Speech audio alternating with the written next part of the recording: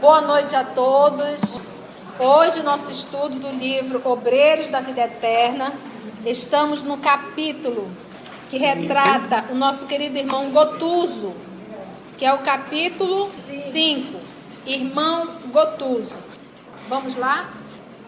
Conhecia de sobra a propriedade de seus argumentos, rememorando experiências anteriores que me diziam respeito. Contudo, objetei com sinceridade. Lastimo, porém, que você ainda não tenha podido visitar regiões mais elevadas. Descobriria continentes e radiosas surpresas, revigorando com eficiência o estímulo e a esperança. Prometem-me para breve semelhante júbilo. Acentuou resignadamente. Ouça, meu amigo. Perguntei com afetuoso interesse. Qual a razão do adiamento?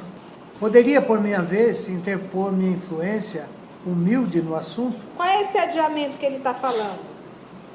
De visitar Porque ele questionou o que o nosso Gotuso pode relaxar, onde que ele pode relaxar saindo da instituição? Aqui, na terra ainda. Vindo na terra, procurando o mar, procurando os campos, é onde ele consegue relaxar um pouco. E aí o André questiona, poxa, por que você não vai para lugares, né, de instituições mais elevadas? Ele já foi levado. O André já foi fazer várias visitas. Vocês lembram do nosso lar? Tinha música, verdade? O companheiro que se caracterizara por sadio otimismo, olha, sadio otimismo, desde a primeira palavra, deixou transparecer inquietantes emoções. Fisionomia transtornada, seus olhos móveis e brilhantes de repente se nevoaram-se de pranto, dificilmente contido, e fixando-os talvez no quadro interior das próprias reminiscências, Gotuso explicou-se com inflexão de amargura. Trago ainda a mente e o coração presos ao ninho doméstico que perdi com o corpo carnal.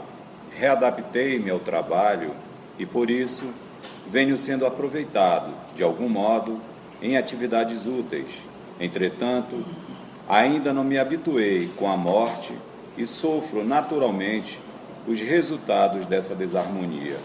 Encontro-me num curso adiantado de preparação interior, no qual progrido lentamente. Tem duas palavras-chave aí, preso e interior.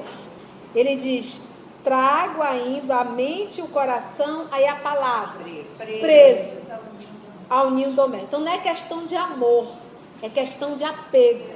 O amor liberta, o apego me aprisiona. Então era o apego à vida doméstica, o apego à esposa, o apego aos filhos. Então a palavra é o apego. E a segunda que nos chama a atenção, ele diz assim, ó, encontro-me num curso adiantado de uma preparação o quê? Interior. Então é a minha imaturidade interior que me proporciona esse relacionamento de posse e de apego.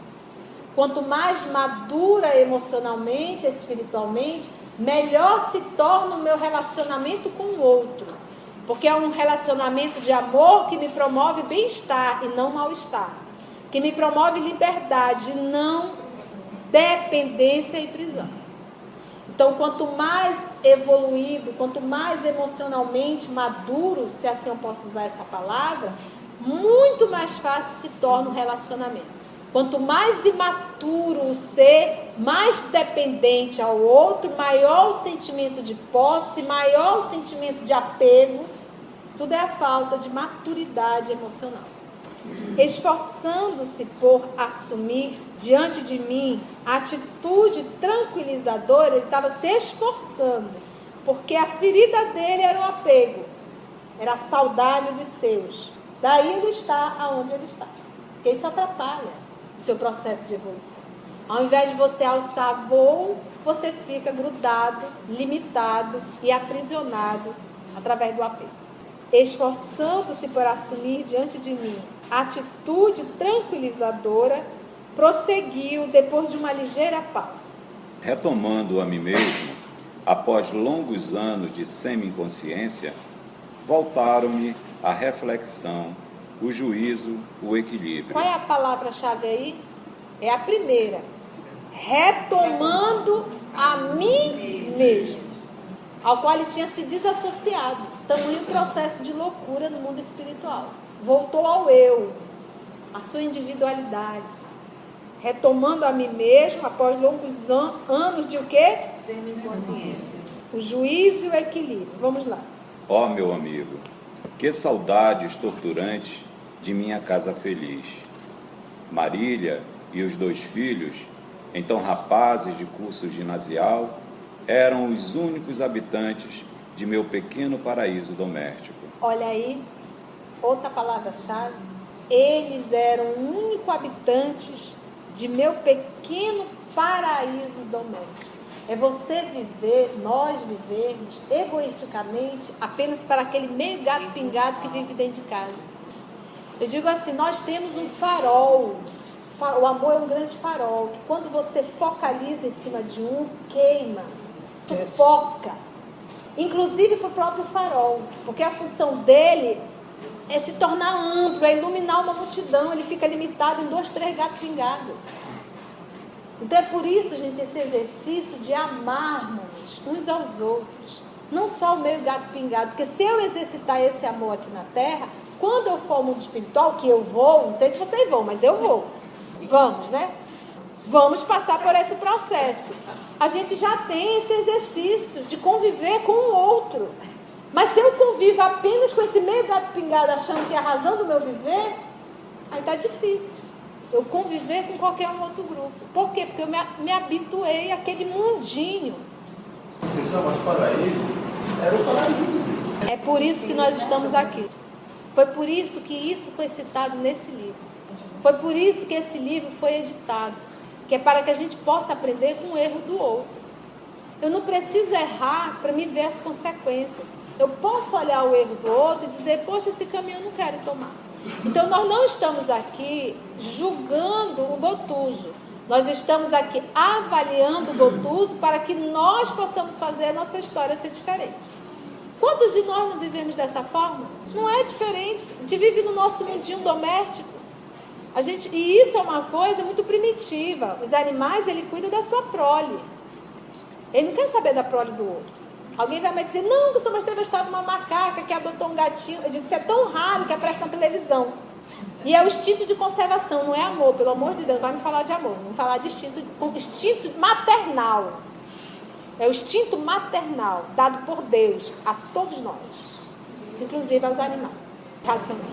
Conceição, é que quando a gente faz essa leitura, né, ele fala lá no início primeiro desse apego, como você disse. Aqui a gente não fala desse amor, então é um apego, não é um amor, né? Não é um amor, é um apego àquele ser, como se diz, meu filho, minha mulher, meu, né? E ficar restrito àquele mundinho. Isso, mas... Quanto de nós não fazemos isso? O mundo está passando fome, não tem problema, desde que não sejam os meus.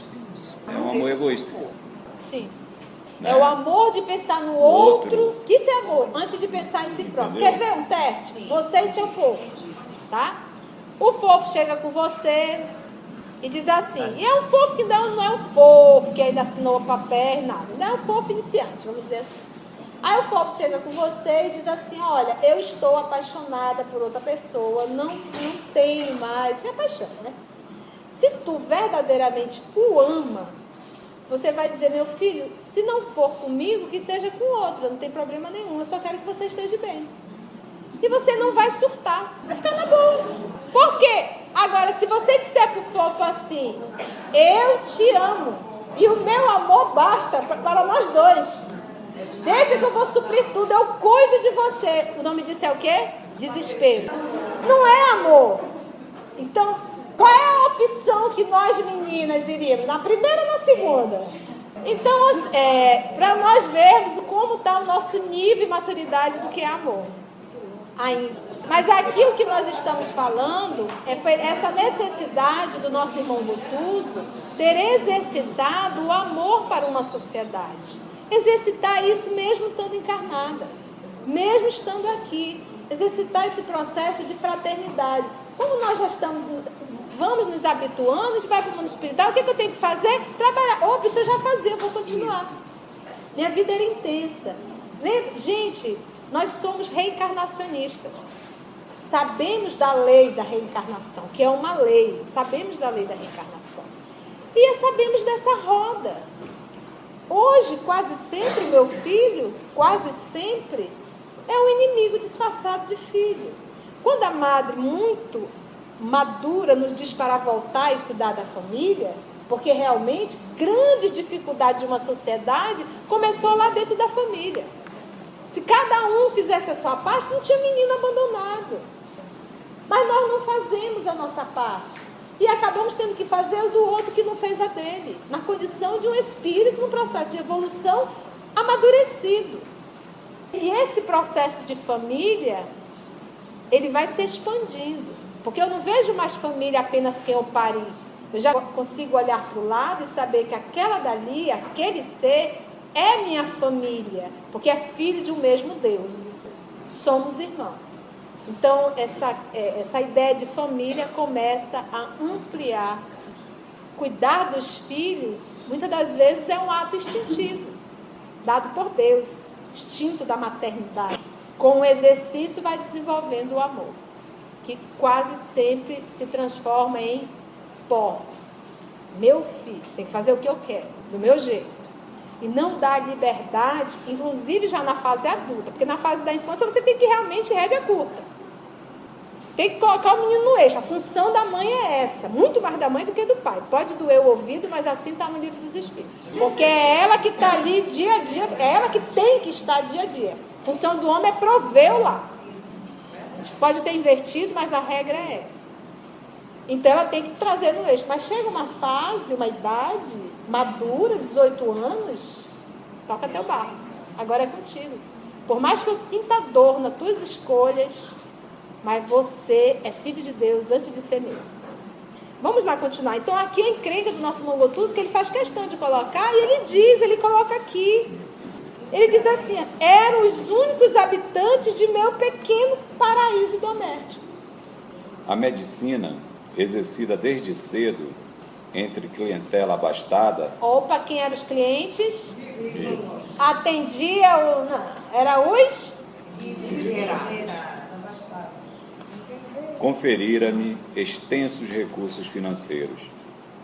Vivíamos plenamente despreocupados entre as paredes acolhedoras e quentes de nosso ninho. Qual é a diferença entre ele e o André? O André também era médico. Quantos o André atendeu? Gratuitamente? Mais de 6 mil. Mais de 6 mil. Quantos oraram gratuitamente? Ele fazia isso. Ele fazia. Quantos oraram? 16. Oravam direto. Direto, por isso, entendeu? Por isso esse atendimento. E olha que ele ainda passou 8 anos ralando naquele momento de desequilíbrio, sem saber realmente o que estava acontecendo.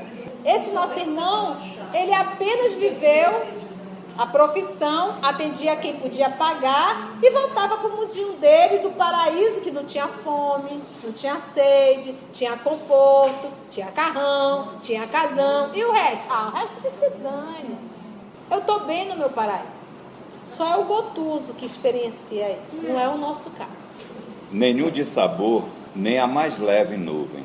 Surgiu-nos a primeira dor com a positivação da pneumonia, que me separou da esfera física. Olha só, então durante toda a sua encarnação, esse rapaz, o Gotuso, e mesmo no casamento, ele nunca sofreu um dissabor. Não recebeu um não da vida. Quando nós pegamos Paulo e Estevão, Paulo não teve nenhum dissabor.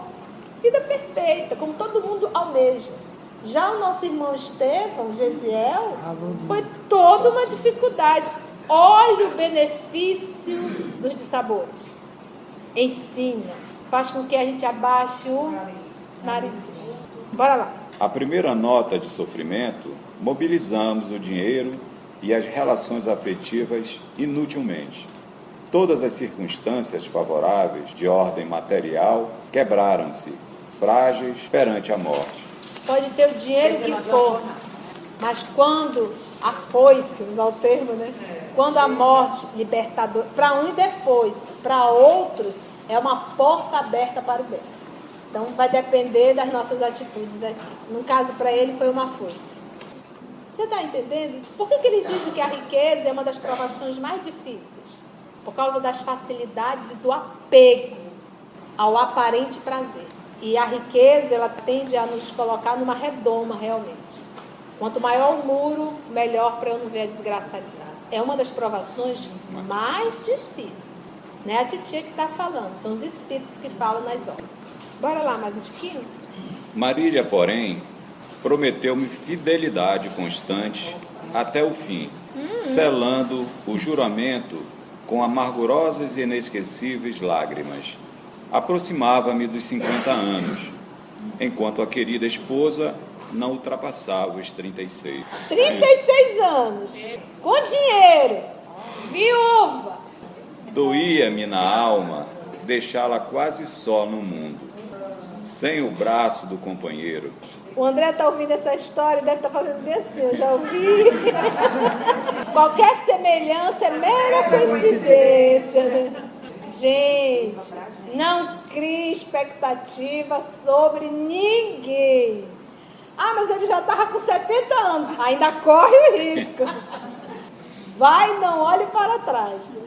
Todavia, confiando nas promessas religiosas, acreditei que pudesse velar por ela e pelos filhos da região celestial. A realidade, porém, foi muito diversa, e depois das lutas purgatoriais, voltando ansioso a casa, não encontrei rastro dos entes amados que aí deixara. Tinha ninguém.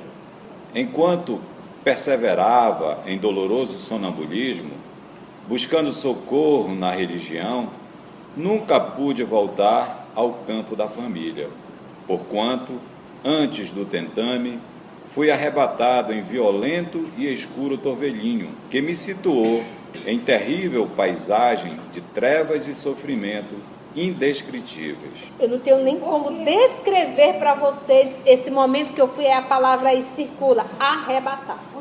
O que foi isso? Nós estamos encarnados. Estamos encarnados. E nós emitimos uma vibração, que é resultado do nosso pensamento.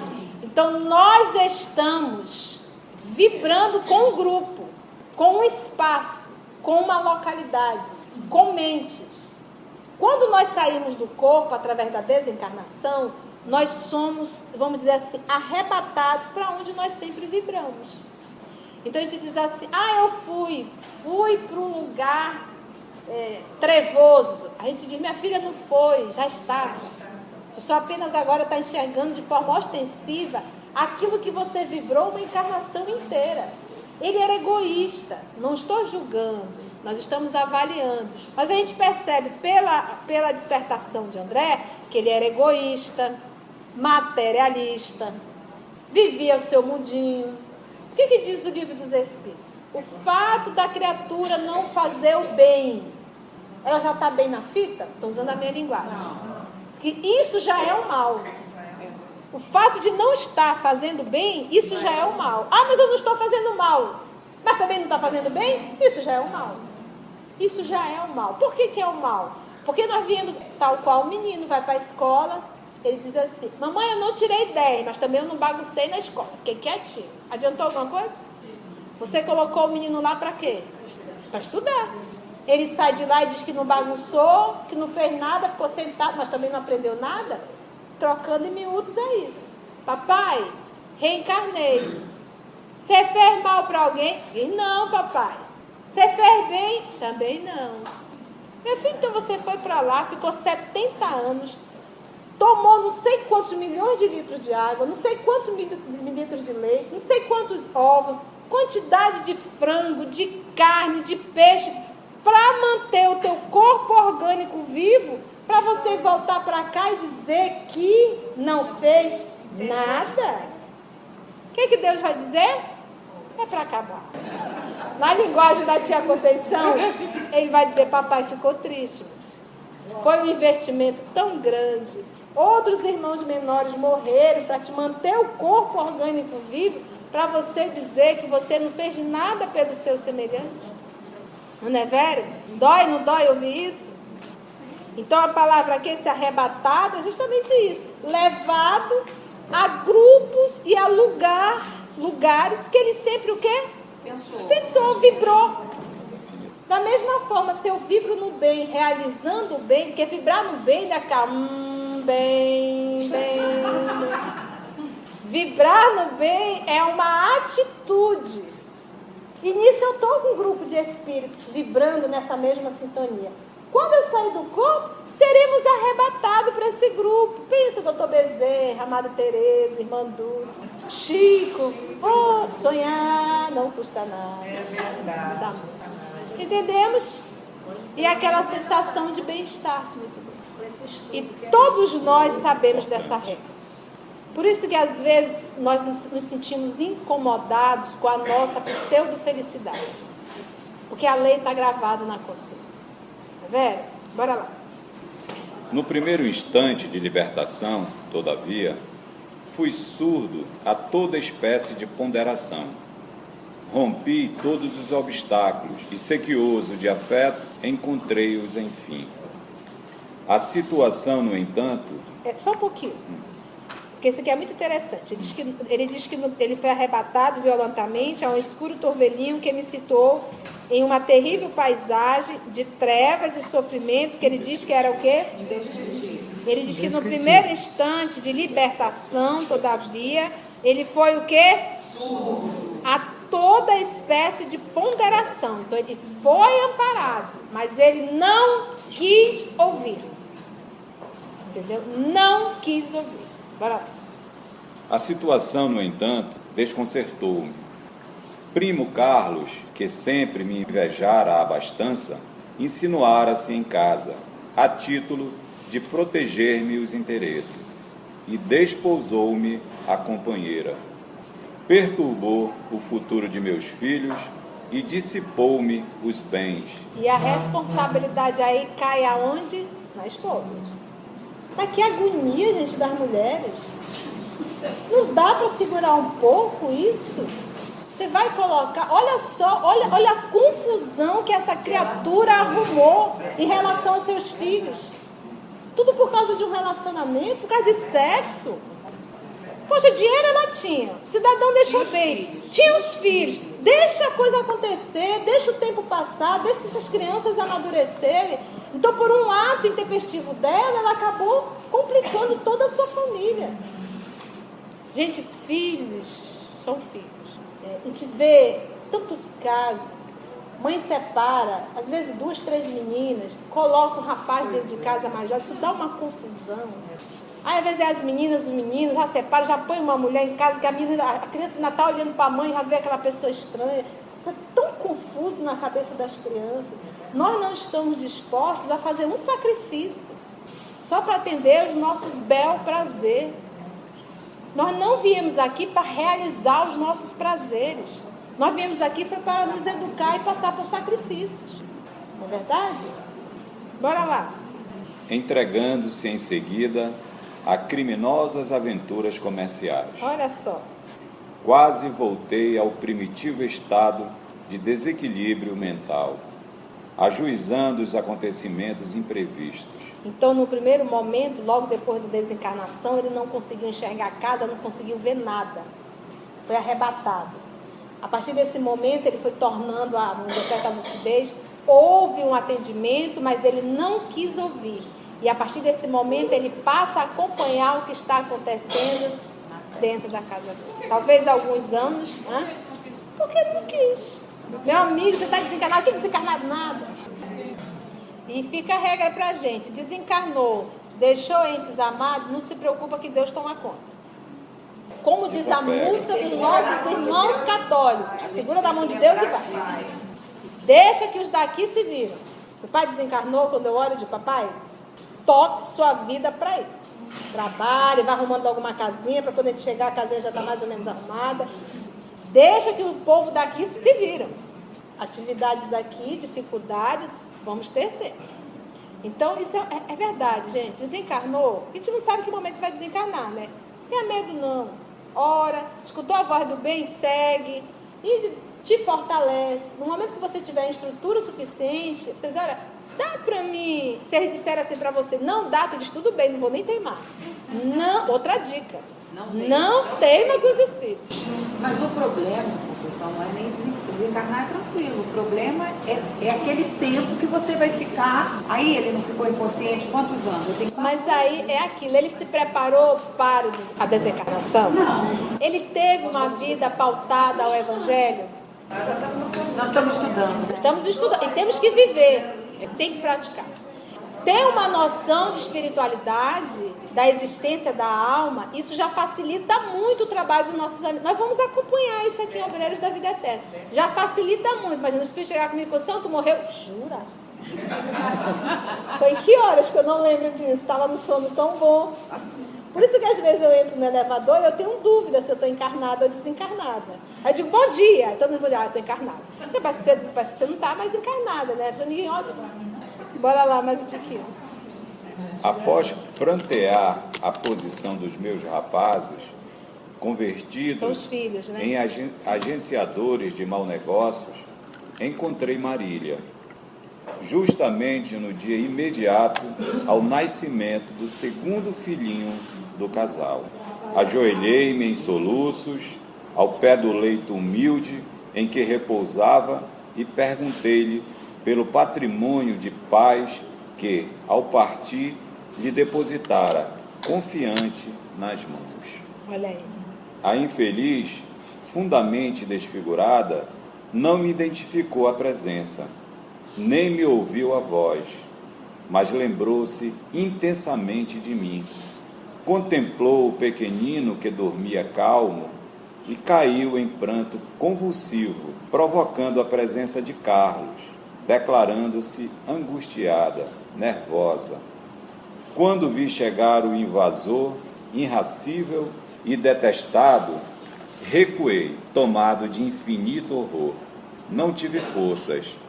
Era isso o que me aguardava após tamanha luta?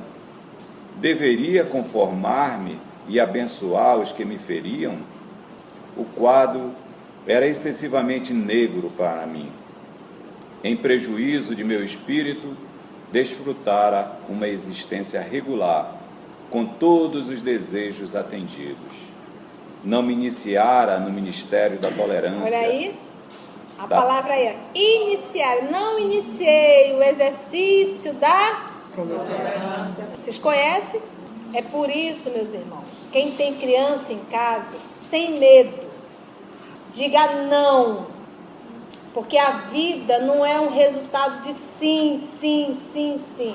Se a criança não aprender em casa a lidar com o não, quando ela chegar na fase adulta, você vai ver a dificuldade que vai ser. Porque a vida vai nos dar não. Olha lá, que interessante. Não me iniciara no mistério da tolerância, da paciência, inclusive agora da dor. E nesse momento ele está precisando do quê? Tolerância, paciência e experienciar a dor. E por esse motivo, meus sofrimentos assumiram assustadoras proporções. Ele não sabia lidar com isso. É por isso quando uma dificuldade bate em nossa porta, o correto não era nós orarmos fazendo assim na oração. Papai, afasta de mim essa confusão, resolve isso para mim, tira isso da minha vida. Não é assim que nós oramos? O correto seria o quê? Senhor, me ajude a ter a sabedoria necessária para passar por tudo isso e tirar as lições necessárias para o meu processo de evolução. É assim que nós deveríamos agir. Todo e qualquer sofrimento, de que ordem for, entendeu? Onde que ele diz mesmo, né? Em prejuízo de meu espírito, e desfrutara de uma existência regular. Né? Regular. Prejuízo do meu Prejuízo, espírito. não aprendeu? Não Né? aprendi nada. Vocês entendem agora por que quando nós estávamos estudando a reencarnação de Segismundo, lá no Missionário da Luz, esses espíritos atentos, despertos, eles não pedem uma encarnação de mordomia. Não pedem nem corpo muito saudável. Não quero corpo muito saudável não. Põe uma dificuldade aqui, outra ali. que é para que eu não venha me apaixonar pelos prazeres da terra. Nem corpo bonito, riqueza, isso quem pede é espírito tantã. Não, beleza então. Bora lá. Gotuso enxugou as lágrimas que lhe correram abundantemente dos olhos, porque contar é reviver. E, em vista da impressão forte que o seu pranto me causava, terminou. Quase 10 anos são decorridos e minha mágoa continua tão viva como na primeira hora. A palavra-chave, mágoa. Entendeu por que ele está onde está? Entendeu por que ele ainda não pode ir a espaços mais evoluídos de vibração? Porque a vibração dele ainda não comporta. Não é uma punição. Você não vai para lá porque você não. É a vibração dele. Ainda não comporta estar naquele espaço. Porque para ir para lá, o passaporte é a vibração. Tudo começou com a fofa. Porque, gente, estava tudo maravilhoso, tudo muito bem, dinheiro farto. Era uma mulher de uma alta sociedade. Podia criar os filhinhos dela, tudo bonito, não ia faltar nada. Olha a confusão. Quantas vezes nós estamos vivendo num verdadeiro paraíso, encontramos um fofo ou uma fofa que derruba, como dizia meu pai, procura sarna para se coçar.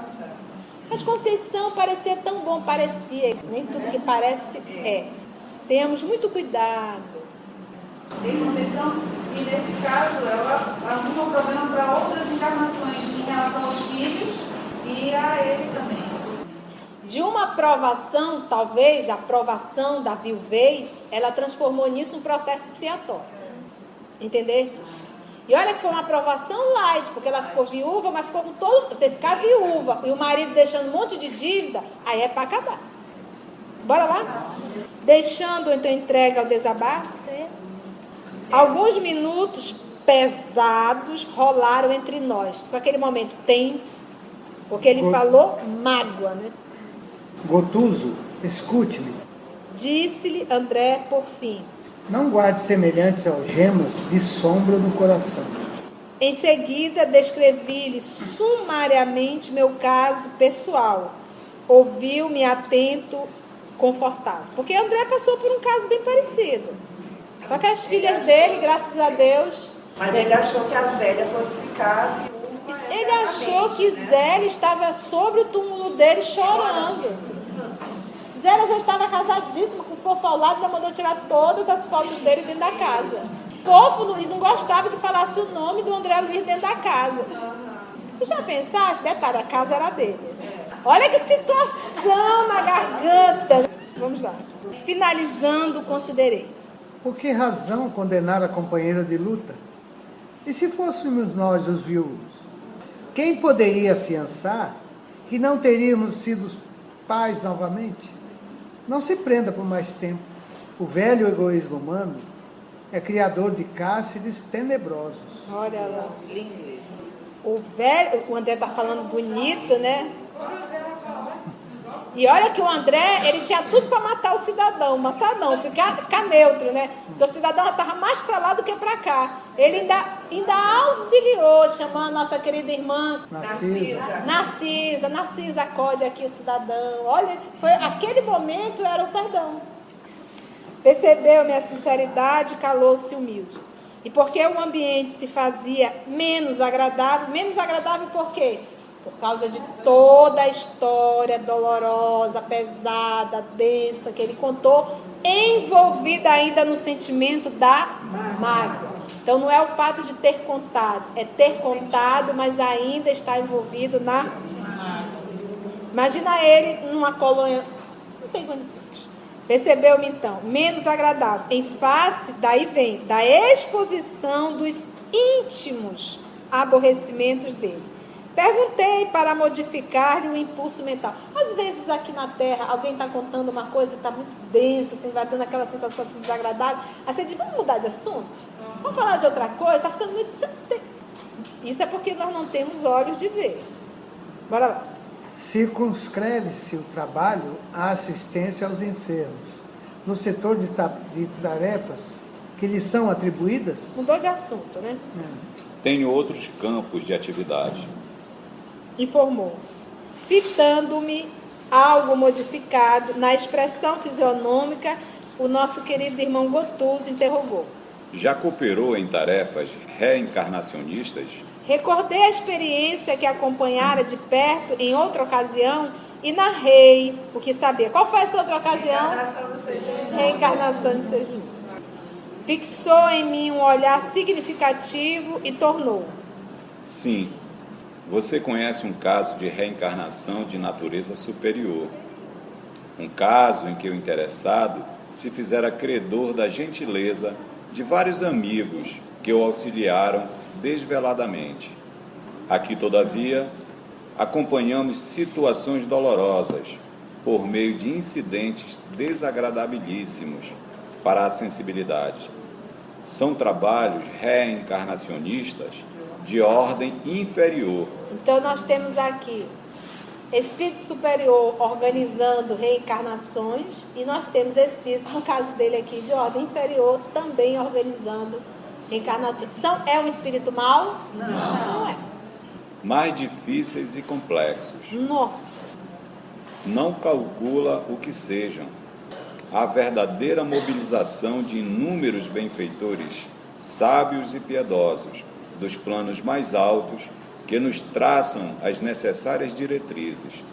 Por vezes, surgem problemas torturantes no esforço de aproximação e ligação dos interessados ao ambiente em que serão recebidos, de tal modo deploráveis que muito angustiosas para nós se fazem as situações, sendo imprescindível o concurso de elevado número de obreiros. Segue-se a reencarnação expiatória de inenarráveis padecimentos, pelas vibrações contundentes de ódio e das humilhações punitivas. Meus irmãos, eu não vou poder correr, porque esse finalzinho aqui é rico de informações que nós vamos ter que tratar a reencarnação. Apesar deles estarem realizando esse trabalho, eles estão sendo coordenados por espírito de ordem o quê? Superior. Gente, a reencarnação de Segismundo deu um trabalho enorme. E ele disse que nesse caso o trabalho é muito maior. Então você imagina o trabalho que deu para nós reencarnarmos para a gente chegar aqui e fazer nada com coisa nenhuma. Não é, Vera? Nós não estamos aqui de férias. Amados amigos, alguma pergunta, interrogação, exclamação, reticência? Diga, meu amor. Você mencionou, no caso da esposa do Gotuso, Marília, que alguém perguntou e você disse, poderia ter sido uma aprovação e passou a ser uma expiação. Eu só queria entender que a expiação vai ser uma aprovação de que você não conseguiu passar por ela? Vamos dizer que ela tinha que passar pela aprovação. A aprovação era o quê? Viúva e ter que educar 2 filhos. É uma suposição, que poderia ser uma expiação, mas vamos acreditar que seja uma aprovação. Ela não conseguiu suportar a pseudo-solidão e já colocou um cidadão de mau caráter dentro da sua casa. Aí ela arrumou agora o quê? Um processo expiatório. Por quê? Porque os 2 filhos já se desvirtuaram. E ela passa a ser responsável também por isso. Porque foi a influência desse cidadão que ela colocou dentro de casa. Então, ou seja, dessa aprovação, ela arrumou agora um processo de expiar a falta cometida. Porque na aprovação não existe uma falta anterior. Olha, Conceição, esse teu processo de evolução, você precisa passar por uma prova, a prova da solidão. Ou da orfandade, você vai ficar órfã, entendestes? Isso numa tal idade. Então, quando eu estiver passando pela aprovação, eu posso me revoltar contra a aprovação. E através dessa minha rebeldia à lei, eu acabo prejudicando, indo contra as leis divinas, e aí eu arrumo agora uma encrenca para mim, uma expiação. Vocês entenderam? Então, na aprovação, é uma prova, não existe um débito anterior. Mas de uma aprovação, se eu realmente não me submeter às leis divinas, eu posso vir arrumar agora uma expiação. Um caso bem simples, eu sempre conto, que está lá no Memória de um Suicida, que é o caso do nosso querido irmão, é o Roberto de Canalejas, é o Roberto. Ele veio para passar ele tinha que passar pela traição. Nesse caso, olha, impressionante, fazia parte de uma provação para o processo evolutivo. O que ele ia exercitar aí? O perdão. Ele não aguentou. Gente, é por isso que ele teve que passar por essa provação. Ele não sabia lidar com a rejeição. As provações, elas não são iguais. As provações, elas são, vamos dizer assim, atraídas conforme a minha necessidade evolutiva. Olha, o Roberto não sabe lidar com a rejeição. Então ele vai passar por um processo de traição, que é para ele aprender. O que ele fez? Se matou. Então, de uma provação, ele arrumou agora uma expiação, porque ele jamais poderia ter ido contra a própria vida, que foi dada por Deus, e só Deus tem o direito de tirar. Entendemos aí a provação, expiação? Deu agora? Então, é assim, gente. Dica. Prejudiquei o João, vou ter que me reabilitar com o João. O mal que eu fiz a ele, eu vou ter que desfazer isso. Se eu roubei, eu vou ter que devolver. O Divaldo conta um caso fantástico do dono da padaria, que era a mãe do menino, o menino que morava no fundo da padaria. Pagava um salário mísero. A mulher trabalhava demais, acabou adquirindo a pneumonia, que virou uma tuberculose. Morreu e o menino ficou por conta do dono da padaria. E o menino também, trabalhando exagerado, adquiriu a mesma enfermidade e veio a desencarnar. O menino, com ódio, passou a obsidiar a filha. Queria que ele sentisse a dor e queria levar a menina à morte. Numa dessa, foi levada ao centro espírita, Divaldo atendeu. Essa menina acabou, graças a Deus, se recuperando, casou, engravidou. Quem era o filho? Aí o avô, agora na condição de avô, disse: Divaldo, eu estou fazendo uma aposentadoria para o meu filho. Faça. Deposite bastante dinheiro lá. E ele quer para devolver o que roubou. Esse menino não gosta de mim, Divaldo. Eu abraço ele, ele puxa na minha barba, bate o pezinho e diz assim: eu não gosto de ti. Divaldo, por que será? Divaldo sabia do que se tratava. Mas ele nunca contou para a família. Porque o passado é para ficar no passado. Mas é para que fique a dica. Então, normalmente, aquilo que eu tenho que devolver, normalmente foi aquilo que eu supiei. Um dos principais motivos das mulheres casarem era o quê? Elas não podiam trabalhar. Ela não tinha como se sustentar. Então, tinha que arrumar alguém para sustentar. Não era o caso dela. Dinheiro tinha o suficiente. Então, é como se fosse assim. É como se o Papai do Céu tivesse deixado tudo pronto. Minha filha, está aqui, está tudo pronto. Só faz isso. Tu vai fazer só isso aqui. Não, ela até poderia casar, mas dava um tempo, né? Voltando um pouco no nosso estudo, né?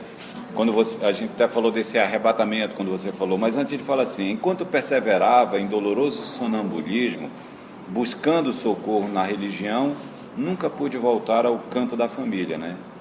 Porquanto antes do tentame fui arrebatado.